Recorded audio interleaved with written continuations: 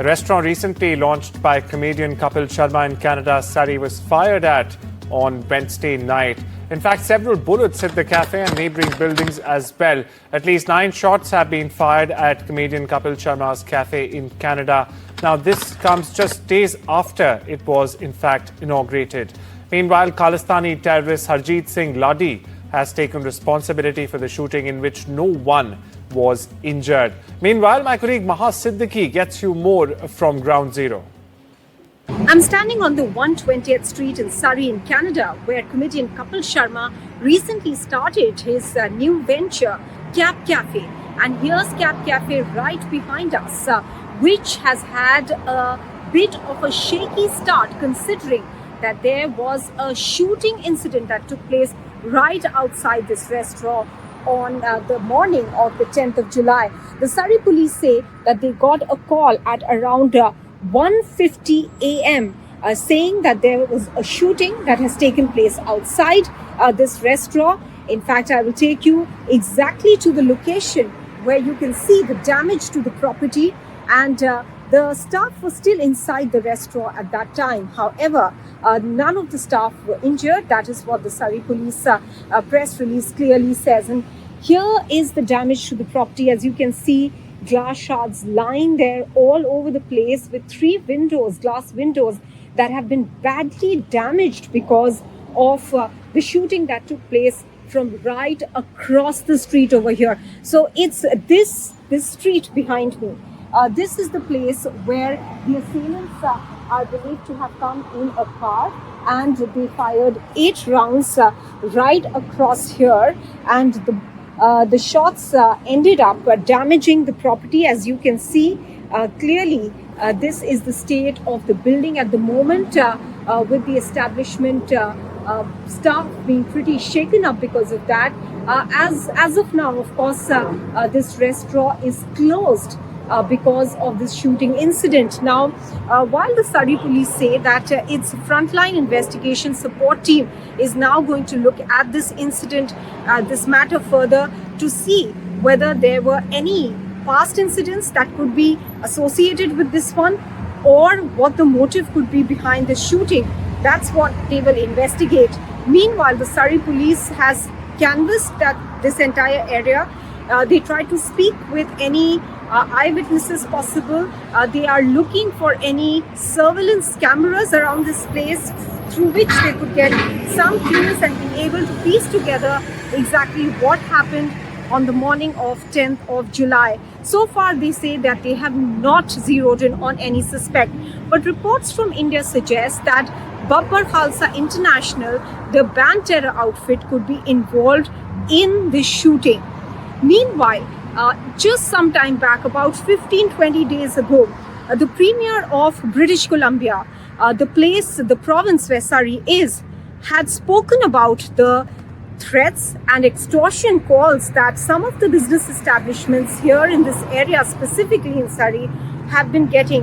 And he said that he's going to write to Prime Minister Maha asking him to at least list one of those he believes that operates out of India, Lawrence Bishnoi gang, as a terror outfit.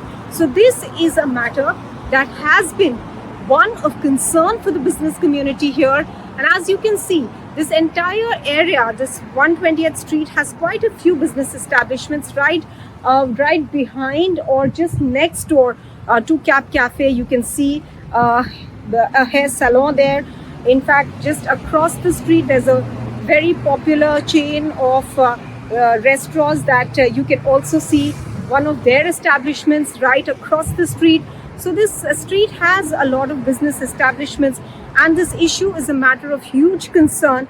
And now this shooting that has taken place here, as you can clearly see, the damaged property there right behind me of Cap Cafe is turning out to be a matter of major concern.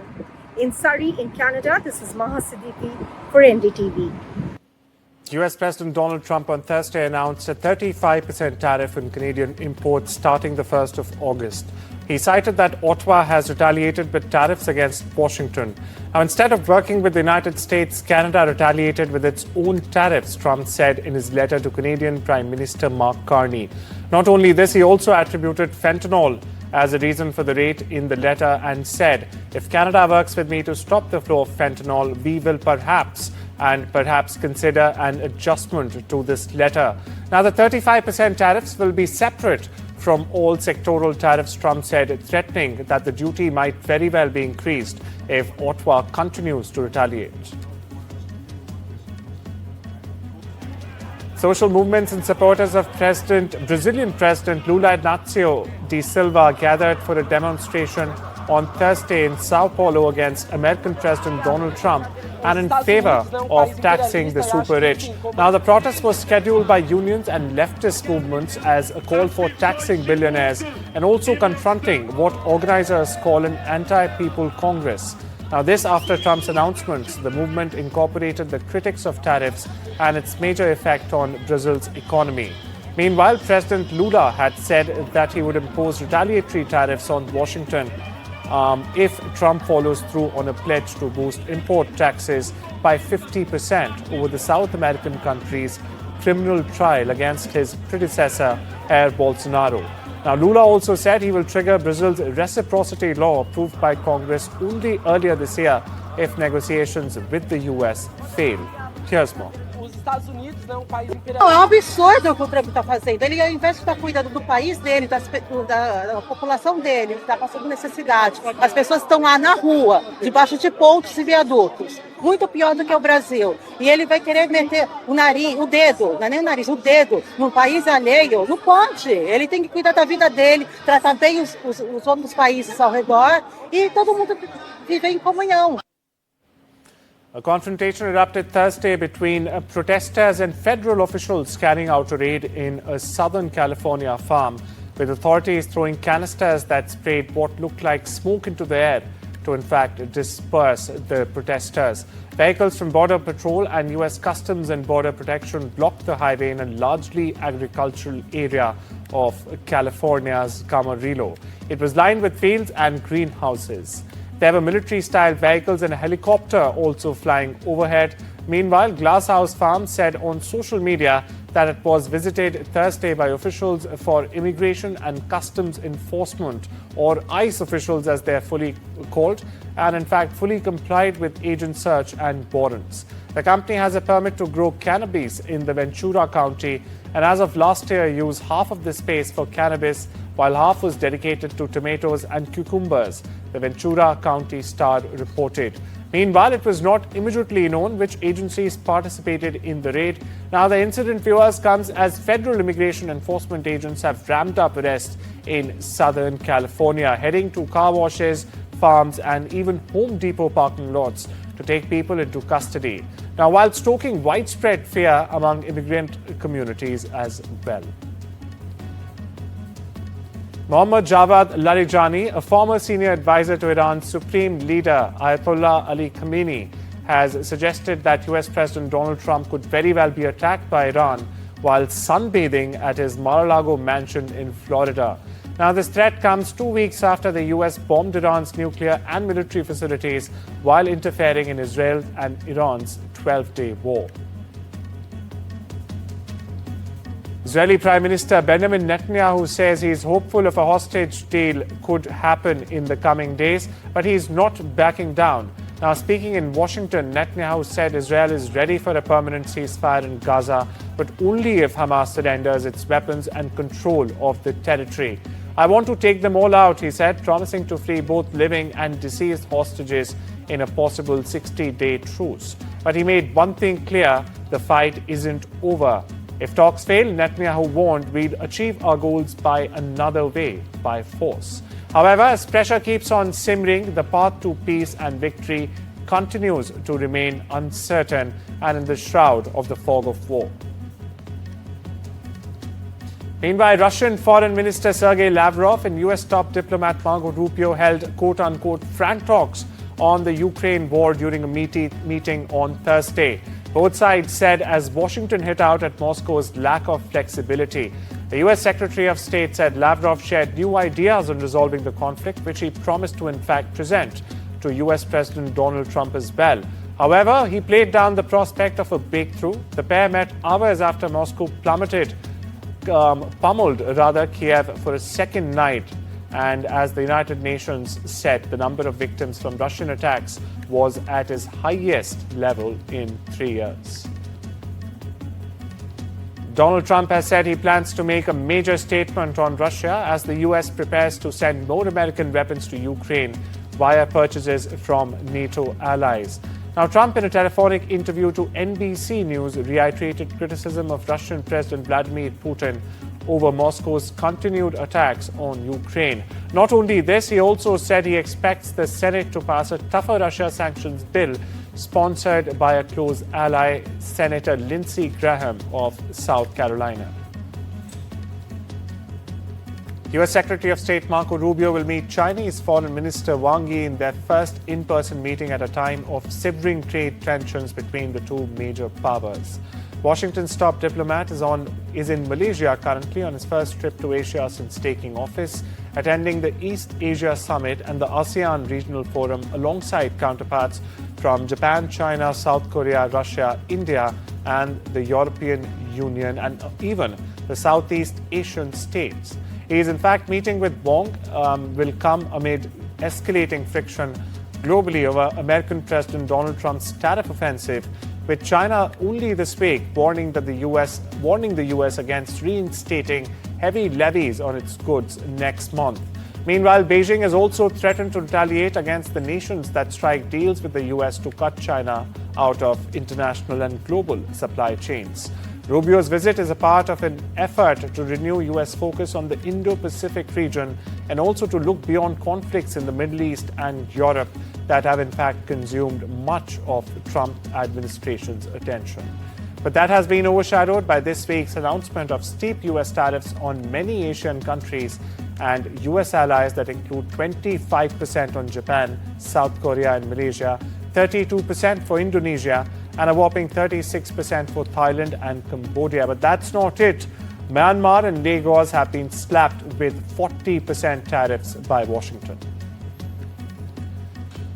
The prelim report from the investigation into the June 12th Air India plane crash in Ahmedabad is likely to be made public on the 11th of July. Now, the report led by the Aircraft Accident Investigation Bureau is expected to outline the sequence of events, details of the crash, and even the early findings from the probe. Now, the tragic crash claimed 241 lives, with just one survivor among the 242 passengers and crew on board. The aircraft failed to gain altitude after a takeoff from the Ahmedabad airport. Meanwhile, investigators say it peaked at just 625 feet before actually going down. India's AAIB is being supported by the US NTSB, Boeing, GE, and even an ICAO expert. Now, this was the first fatal crash of the Boeing 787 globally. The final report may take months, but for now, all eyes are on awaited prelim findings. The Indian Coast Guard rescued two US nationals stranded about 53 miles or around 80 kilometers south of the Nicobar Islands. ICG ship Rajveer carried out the rescue operation after the US consulate in Chennai, in fact, sent a distress message about the stranded US-flagged sailing vessel. The Indian patrol vessel navigated through rough sea and choppy water conditions to rescue the US nationals. Meanwhile, across the border, rescue efforts continue in Nepal to evacuate people stranded in flood-hit areas. And this after monsoon rains triggered a river flood in Rasuwa district that left 9 dead and nearly 20 others missing. At least 19 people, including 6 Chinese workers as well at the Beijing-aided inland container depot, remain missing in Nepal floods after the floods on Tuesday or the 8th of July, in fact, which also washed away the friendship bridge that links Nepal to China.